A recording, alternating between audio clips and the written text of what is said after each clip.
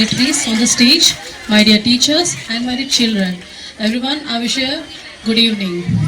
Today, I feel privileged to stand before you to share my memories with this views and experience what I got through this Srinidhi school.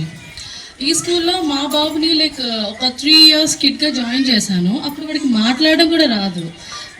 నాకు ఒకటి వాడికి కొంచెం పిల్లలతో interact అయితే మాటలు వస్తే చాలు అనుకున్న స్టేజ్ నుంచి శ్రీనిధి ఈరోజు వాడిని ఒక అబాకస్ ఛాంపియన్ చేసింది. That entire credit goes to Srinidhi. Thank you so much. Srinidhi itself means that treasure. Yes, our school is a treasure hub of wisdom, treasure hub of knowledge. This school is like a family, the Srinidhi itself, because this Srinidhi, what I found was that it gives us the motherly love and a fatherly responsibility.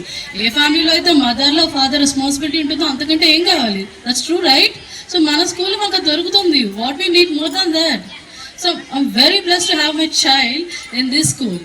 ఇంకా చెప్పాలంటే like స్కూల్లో many cultural activities కానీ mini projects అని some yellow day blue day చాలా మంది parents అనుకుంటారు like ఎందుకు ఇవన్నీ టైం వేస్ట్ కదా, మార్కులు వస్తే చాలు కదా, 24% చదివేస్తే చాలు కదా అని. But it's not right.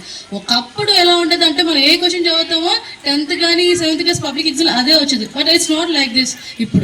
ఇప్పుడు ఎట్లా అంటే నీ కాన్సెప్ట్ ఉండాలి, క్రిటికల్ థింకింగ్ ఉండాలి, లాజికల్ రీజనింగ్ ఉండాలి. అవన్నీ ఎప్పుడు వస్తాయి? కిడ్స్కి మనం ఈ ప్రాజెక్ట్స్ అని అవన్నీ చేసి వాళ్ళ క్రియేటివిటీ పెరుగుతుంది. సో కాంపిటేటివ్ ఎగ్జామ్స్లోనే అంతే, లక్షల్లో కాంపిటీషన్ ఉంటుంది. కానీ ఆ సబ్జెక్ట్ని ఎవరైతే లాజికల్గా థింక్ చేసి అప్లై చేస్తాడో వాడే విన్నర్ అవుతాడు. అవన్నీ ఫౌండేషన్ స్టేజ్ నుంచి ఇంపార్టెంట్. మన శ్రీనిధి ఫస్ట్ నుంచి అది ఎంకరేజ్ చేస్తుంది. ఆ విషయంలో I'm really thankful to our school.